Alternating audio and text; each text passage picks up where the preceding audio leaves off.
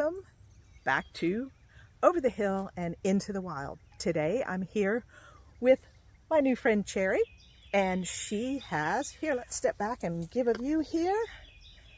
She runs the Nalani Horse Rescue. So, you want to say hello, Cherry? Hey everyone. All right. So we're going to hike around on the farm here and just Hear horses in the background. exactly, and see what we can see and hear what we can hear. Lead Sounds on. great. Alrighty. Oh my goodness, look at these beautiful horses coming up.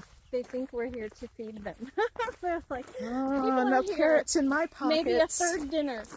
Yeah. Goodness gracious. They don't look do. like rescue horses, do they?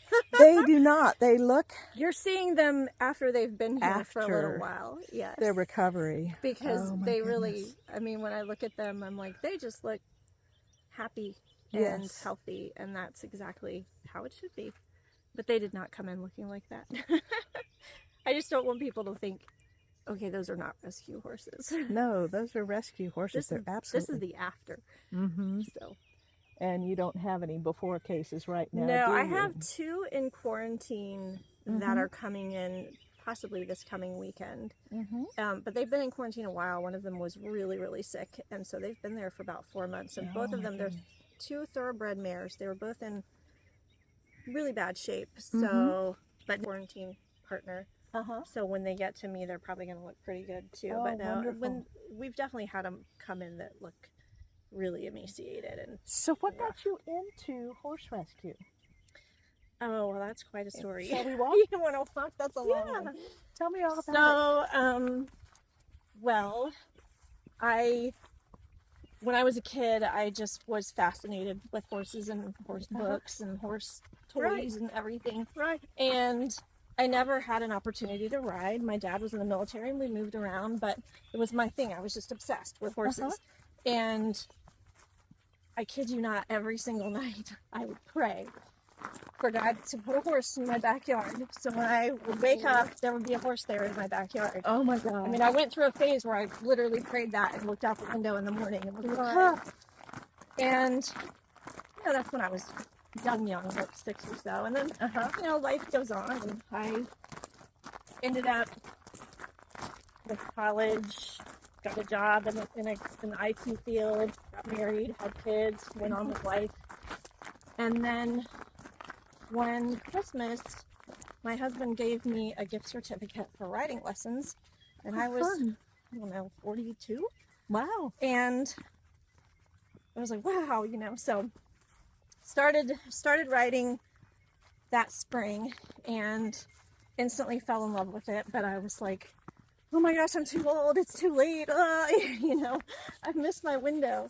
So I wanted to learn really fast, and you know, you can look at anything on YouTube now and learn how to pick feet and do all that stuff. So I just was researching and trying to learn as much as I could, as fast as I could. And I accidentally stumbled across a website for a horse rescue.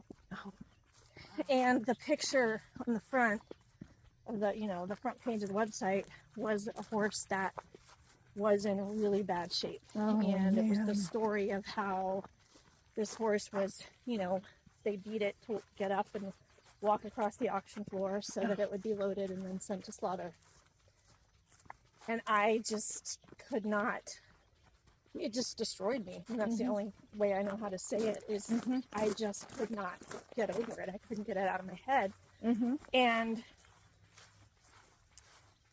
a couple months prior, I had said, well, I was out for a walk, and I was my kids were getting older, and I felt like I just didn't really have a purpose, but I wanted to like make a difference in the world. And then I was listening to this song in my headphones, and the words said, God, break my heart for what breaks yours. So I was like, okay, that's what I need to happen. I remember that walk. I remember that prayer. I was like, yes, God, break my heart for what breaks yours. Use me to make a difference in the world. And then So here I am. I'm gonna hold up right here and turn around and show we've made it to the trails. Oh, We have made it to the trails. How cool. So from there. So anyway, so you know, here it is a couple months later, and I'm like crying and talking to one of my best friends, and I said, I don't know how to describe this, but it feels like, I said, I'm in physical pain. It feels like my heart is broken. And then I was like, okay, this is what I'm supposed to do with my life. But I was just brand new to writing. I didn't, you know, I wasn't, by no means was I a horse expert. And I didn't know anybody other than, you know, this trainer that I barely knew. I didn't, you know, didn't have any land, didn't have any money, didn't have any connections. I knew nothing. But I just knew that somehow I was going to do something. And I thought, well, maybe I'll just somehow raise some money some way and then donate that to a horse rescue. So that was my first thought. And then I ended up, you know, time went on and nothing, you know, no magic happened. But I ended up hearing about a horse that was in really bad shape, that was going, not in terrible shape, but just kind of fallen through the cracks, and was going to be sent to the auction, where then he could potentially be shipped to slaughter. And someone asked me to go see him, and I was like, I can't, I'm not ready, I don't know what I'm doing. And then I thought, well, how can I say I'm going to do this and then not do it? So I said, well, I'll just go see him and just see how I feel about it. And I went, I left. His name was Teddy. So I went there, I saw him, you know, walked around with him, spent some time with him. He didn't really, you know, nothing like stood out to me. I mean, he was just this brown horse that was skinny and, you know, kind of down.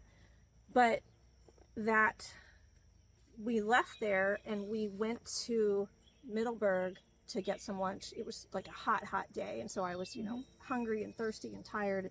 We stopped and we went in this sandwich shop and sat there in the air conditioning and ate and drank. You know, I got a Coke and it was like, oh, you know, back to life. And I looked at the pictures that someone had taken on her phone, and I'm scrolling through them, and I see him and I see me and I see the way we are together. And I was like, we have to go back. We have to go back and get him. And then as we were leaving, we drove by there's a pizza place in Middleburg. I didn't even know it was there. It's called Teddy's. So we drove by. Oh my gosh. And it was Teddy's. And I was like, oh my gosh. So we went and I got my trainer to help me. We went and, you know, took a trailer and picked him up that afternoon. So it was like, boom, you know, I'd rescued my first horse. What a wonderful story. Yeah. And Teddy is still here. Join us next time for more of Cherry's story. Thank you.